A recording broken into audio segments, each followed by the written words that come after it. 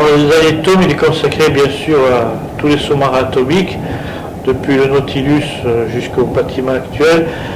On va avoir différents types de bâtiments, les sous-marins nucléaires d'attaque, les sous-marins nucléaires lanceurs d'engins, ainsi que les différentes nations qui mettent en œuvre ces bâtiments dans leur marine. On développe donc un petit peu toutes ces flottes qui sont aujourd'hui équipées de ce type d'engins. Alors il faut savoir que la France, les États-Unis, l'URSS, on rajoutera bien sûr la Grande-Bretagne, la Chine et l'Inde, pour ne citer que les pays aujourd'hui qui disposent de sous-marins à propulsion nucléaire. Le sous-marin nucléaire reste quand même l'arme favorite des grandes puissances.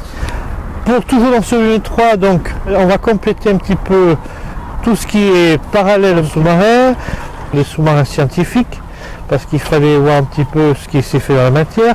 Également les bathyscaphes, qui ont été mis au point par Auguste Piccard.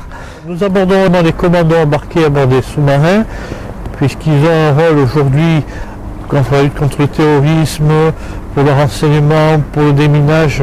Et nous verrons que c'est un moyen de projection relativement intéressant de l'embarquement des troupes à bord des sous-marins. Nous terminerons l'ouvrage par un chapitre spécial sur les scaphandriers, parce que je ne voulais pas parler des plongeurs et de l'histoire des plongeurs des commandos sans oublier les fameux pieds lourds qui rendent beaucoup de services, tous ces scaphandres qui travaillent sur les fonds, sur les épaves, pour la réparation des bâtiments et qui complètent vraiment la navigation sous-marine. On a fait le tour finalement de tout ce qui va sous l'eau, et bien sûr il était nécessaire pour les néophytes d'aborder un petit peu la partie technique. Donc il y a une section technique dans l'ouvrage qui est dans le 3e volume, qui explique un petit peu les ballastes, les réservoirs, le système de vision, des sonars et tout ça. Tout ce qui permet à un sous-marin de s'orienter, de détecter et de fonctionner.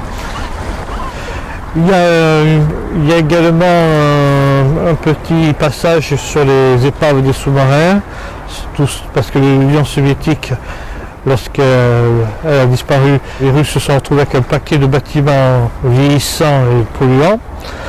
Donc j'en ai donné quelques mots dans l'encyclopédie. Et également on a parlé des bases allemandes qui ont été réalisées en France pour le stationnement des sous-marins. Chaque volume commence par un sommaire propre, et le dernier volume fait un récapitulatif des 3 sommaires.